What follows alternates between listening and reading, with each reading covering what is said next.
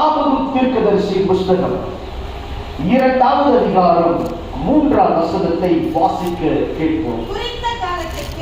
குறித்த காலத்திற்கு தரிசனம் இன்னும் வைக்கப்பட்டிருக்கிறது. விளங்கும் அது பொய் தாமதித்தாலும் அதற்கு காத்திரு, அது நிச்சயமாய் வரும், அது தாமதிப்பது இல்லை. அல்லேலூயா, அல்லேலூயா, அல்லேலூயா. இங்கு வேதம் சொல்லுகிறது குறித்த காலத்திற்கு இன்னும் தரிசனம் வைக்கப்பட்டிருக்கிறது. அல்லேலூயா.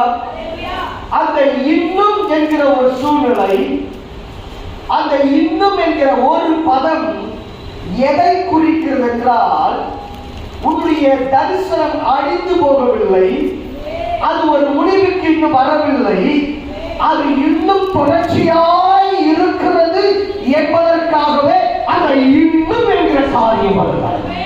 அல்லேலூயா.